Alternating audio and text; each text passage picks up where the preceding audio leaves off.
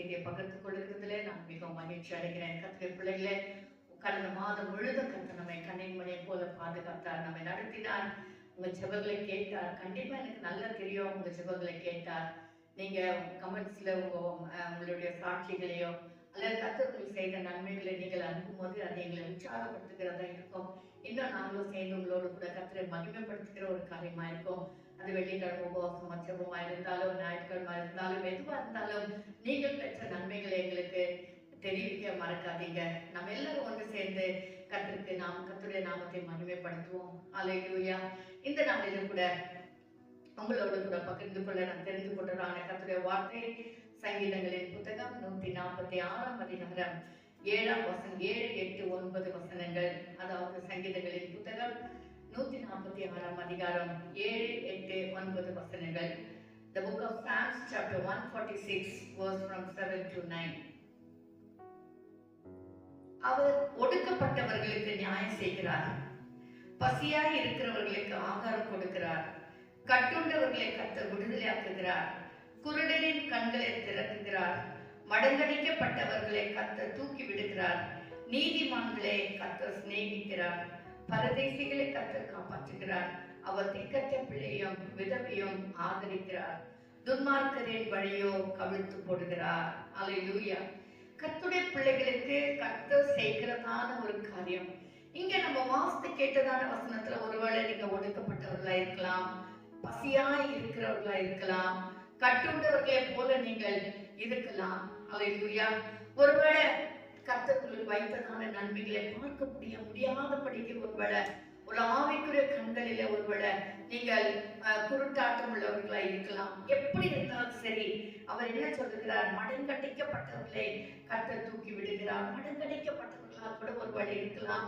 இங்க வாசுதான் இந்த 3 வசனங்களிலும் ஒருவேளை பரதேசிகளை போல இருக்கலாம், திக்கற்ற பிள்ளைகளா இருக்கலாம், ஒருவேளை உதவியா இருக்கலாம். யாரா இருந்தாலும் சரி, இந்த நாளில இந்த 1ஆம் தேதியில கர்த்தர் கொடுக்கிற காரியம் வார்த்தை என்னன்னு சொன்னால், உன்னுடைய சூழ்நிலை எப்பேற்பட்டதா இருந்தாலும் சரி, நீ இருக்கிற இடம், நீ இருக்கிற காரியம், நீ இருக்கிறதான சூழ்நிலை, அது எப்பேற்பட்ட ஒரு சூழ்நிலையா இருந்தாலும் சரி, ஒடுக்கப்பட்டவர்களை போல காணப்படுகிறீங்களா, மடங்கடிக்கப்பட்டவர்களை போல காணப்படுகிறீங்களா, சரியான ஆகாரம் இல்லாதபடிக்கு பசியா இருக்கிறீங்களா, அல்லது ஸ்தோத்திரம் குருடருடைய கண்களை திறக்கிறது போல, அதாவது நீதிமான்களை கர்த்தர் சிநேகிக்கிறார், பரதேசிகளுக்கு கர்த்தர் காப்பாற்றுகிறார். இப்படிப்பட்டதான சூழ்நிலைகள் ஒருவேளை நம்ம லிட்டரல் அப்படி சொல்ல முடியாம இருந்தாலும் சில நேரத்துல பரதேசியை போல, திக்கற்றவர்களை போல, நமக்கு யாருமே உதவி இல்லாதவர்களை போல நாம் நிறைய நேரத்துல காணப்படுகிறோம்.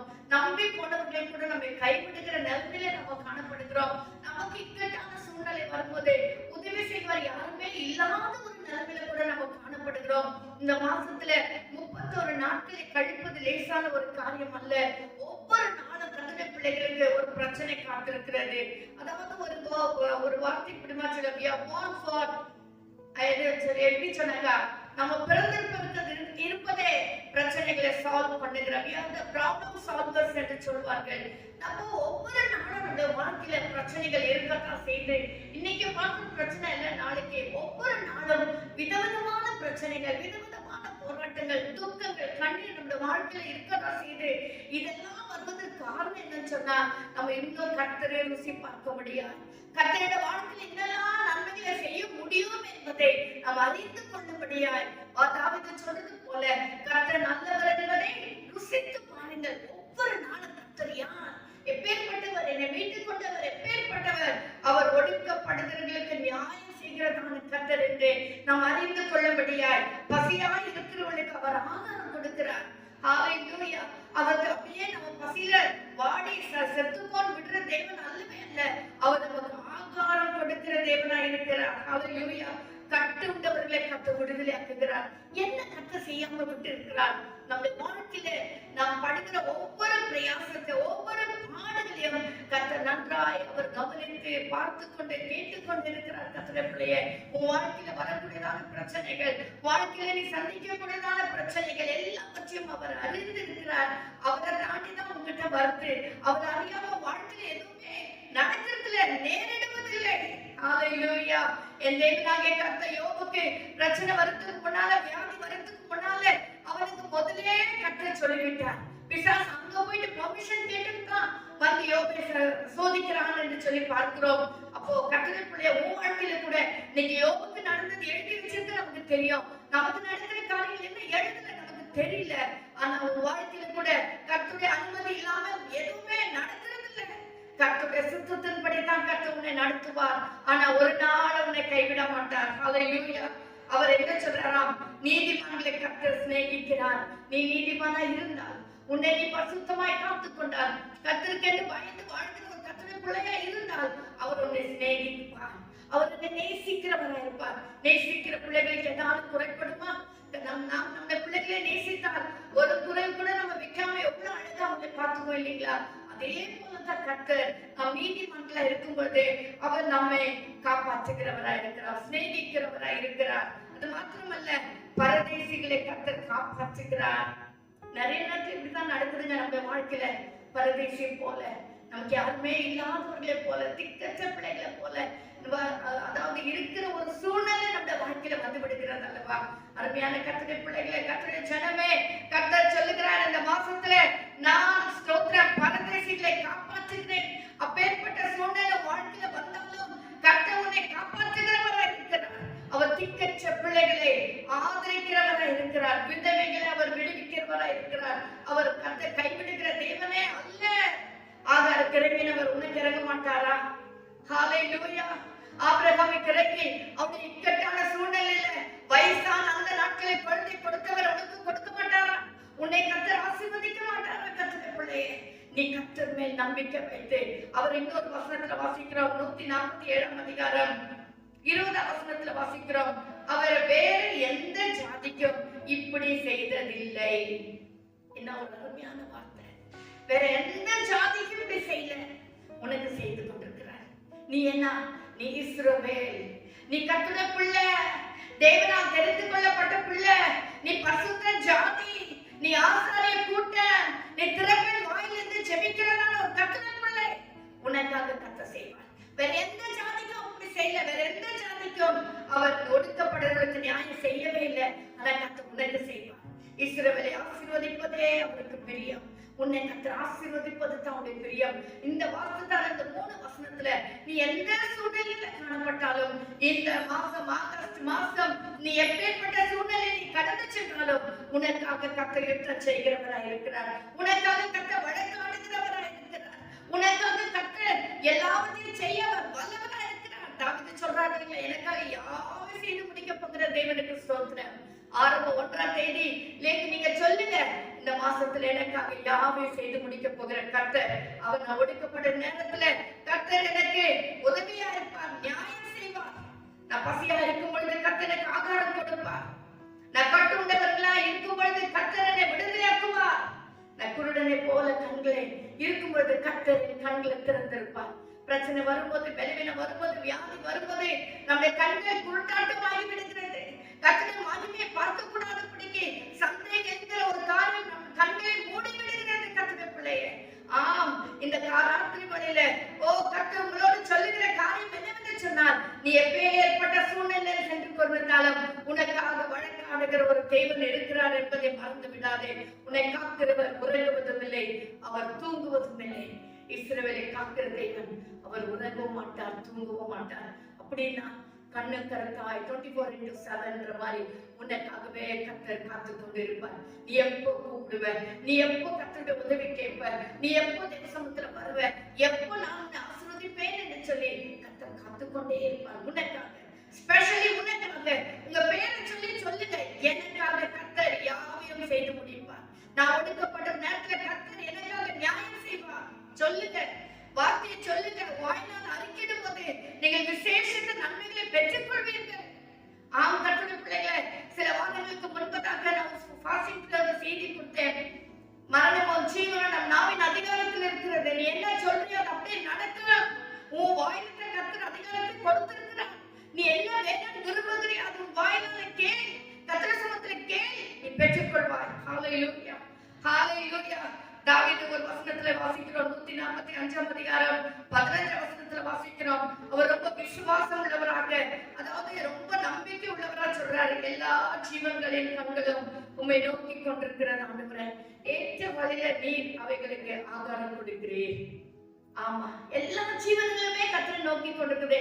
எல்லா ஜீவன்களுக்குமே கர்த்தர் ஆகாரம் கொடுக்கிறாரா ஏற்ற வழியில. அப்போ உன்னை விட்டுருவாரா? அப்போ உனக்கு கொடுக்காம விட்டுருவாரா கர்த்தருடைய பிள்ளைய? நீ அந்த ரத்தத்தினால மீட்கப்பட்ட கர்த்தருடைய பிள்ளை அல்லவா? கர்த்தருடைய ஆவி உனக்குள்ள இருக்கிறது அல்லவா? கர்த்தருடைய அபிஷேகம் உனக்குள்ள இருக்கிறது அல்லவா?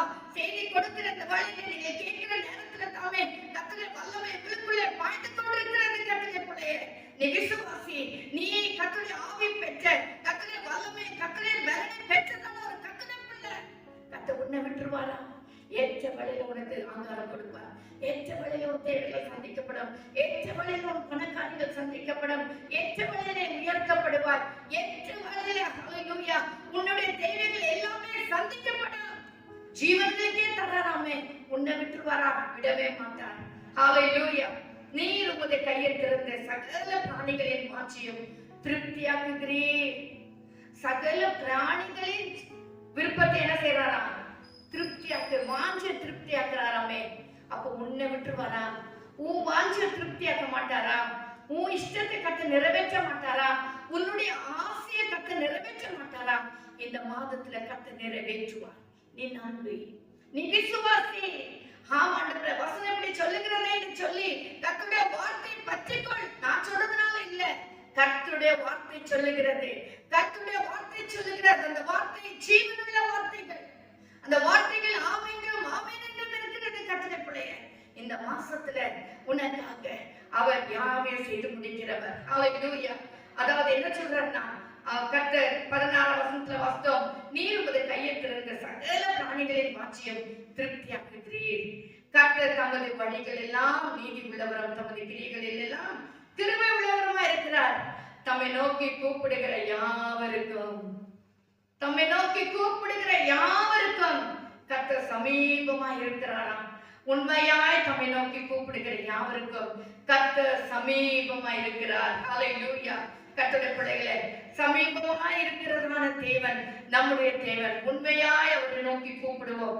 அவரை நோக்கி கூப்பிடும் போது கர்த்தர் நமக்கு செவி கொடுக்கிற தேவனா இருக்கிறார். கர்த்தர் நம் ஜெபத்தை கேட்கிற தேவனா இருக்கிறார். ஹல்லேலூயா.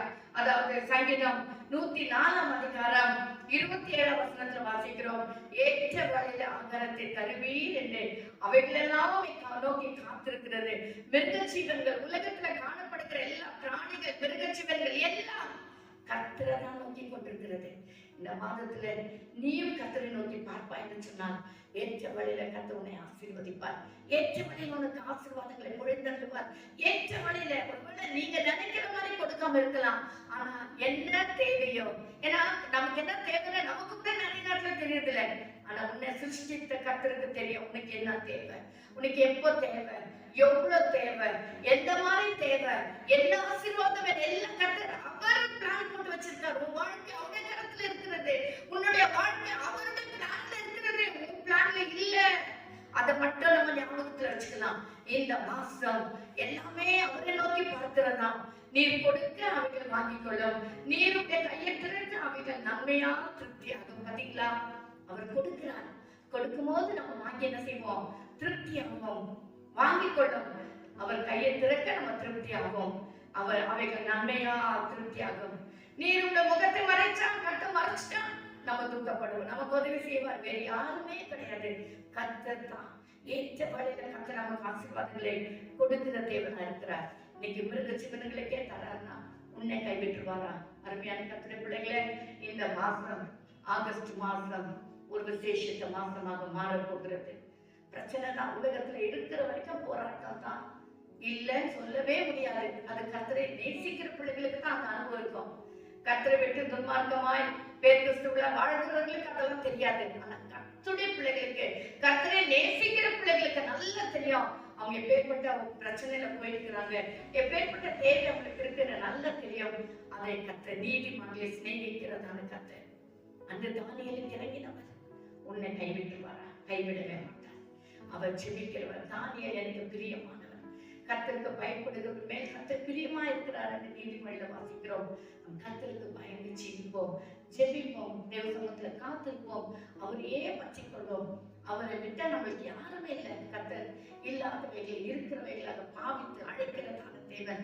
ஒண்ணுமே இல்லைன்னா கூட சரி, நீங்க சொல்லுங்க, ஆண்டவரே நீர் எனக்கு ஏற்றவளை லாகத்தை கொடுக்கிறேன், ஏற்றவளை இந்த பணத்தை கொடுக்கிறேன், ஏற்றவளை இந்த ஆசிரத்தை தருகிறேன், ஏற்றவளையில திருமணம் நடக்கும் போது உமக்கு நன்றி ஆண்டவரே சொல்லுங்க.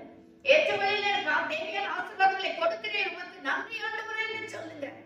இதெல்லாம் செய்யணும்னா நமக்கு ஒரு பெரிய மனசு வேணும், ஒரு பெரிய விசுவாசம் வேணும்.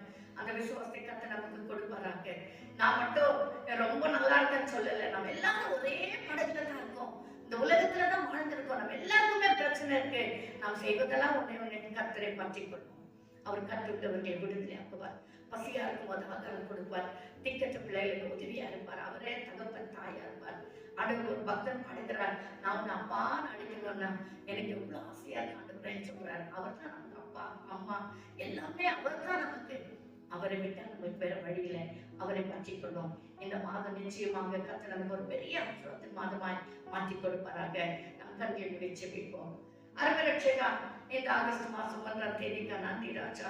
இந்த மாதத்துல கூட நீர் எங்களை உற்சாகப்படுத்தும்படியா, எங்களை பலப்படுத்தும்படியா, இந்த மாதத்தினால் தைரியத்தோடு கால் வைத்து முன்போட்டு செல்லும்படியா கர்த்தர் எங்களுக்கு கொடுத்த அந்த நல்ல வாக்குத்தத்தங்களுக்கு நன்றி ராஜா. நன்றி சுவாபா. எல்லா மிருகச்சங்களுக்கு நீர் கொடுக்கிறேன் என்றால் இந்த பிள்ளைகள் எங்களுக்கு இரத்தத்தினால் மீட்கப்பட்ட பிள்ளைகளுக்கு ரட்சிப்பை கொடுத்ததான பிள்ளைகளுக்கு உடைய ஜீவனையே கொடுத்ததான எங்களுக்கு நீ கொடுக்காம இருப்பீரோ? இல்ல சுவாமி, தருகிற தேவனா இருக்கிறீர். எங்களை காக்கிறவர் உறங்குவதும் இல்லை, தூங்குவதில்லை ஆண்டவரே. அன்றைக்கு யாக்கோபை ஆசீர்வதித்த தேவன் ஆண்டவரே, அன்றைக்கு ஆபிரகாமை ஆசீர்வதித்த தேவன் ஆண்டவரே. ஆபிரகாமுடைய சொத்து பூமியை தாங்க முடியாம போயிடுச்சுன்னு பார்க்கிறேன் ராஜா. ஆண்டவரே, ஏசாவை சந்திக்கும்படி யாக்கோபுக்கு நல்ல ஒரு தைரியத்தையும் ஆசீர்வாதங்களை கொடுத்தது போல இந்த மாதத்துல வரக்கூடிய ஆண்டவரே நிறைய ஏசாக்கள் இருக்கலாம் ராஜா. ஆண்டவரே, அவெல்லாம் சந்திக்கும்படி எங்களுக்கு கத்து இருக்க செய்யும், தாய்வு செய்யும் ஆண்டவரே. பலப்படுத்தும் அப்பா. நாங்கள் உண்மையை நோக்கி கொண்டிருக்க, உண்மை நோக்கி கூப்பிடுகிற யாவருக்கும், உண்மையாய் உண்மை நோக்கி கூப்பிடுகிற யாவருக்கும் கர்த்தர் சமீபமா இருக்கிறார் என் வசனத்துல வசிக்கிறபடி வசனத்தின்படியே நாங்கள் உண்மை நோக்கி பார்க்க, உண்மையாய் உண்மை நோக்கி பார்க்க, உண்மையிலே நாங்கள் உண்மை பற்றி கொள்ள ஆண்டவரே விசுவாசத்தோடு இந்த மாசத்தை கடந்து செல்ல எங்களுக்கு கிருபை தாரும். ஆண்டவரே, செய்தி கேட்கிற ஒவ்வொரு பிள்ளைகளை கர்த்தர் ஆசீர்வதிப்பீராக. தேவ கிருபை தயவோடு கூட இருக்கட்டும். பலப்படுத்த காத்துக்கொள்ளும் துதிகன மகிமையை செலுத்துகிறோம். இயேசுவின் நாமத்தில் ஜெபிக்கிறோம் எங்கள் ஜீவனுள்ள பிதாவே. ஆமென், ஆமென். கர்த்தர் தாமே இந்த மாசத்தை நமக்கு ஆசீர்வதித்து கொடுப்பாராக. ஆமென்.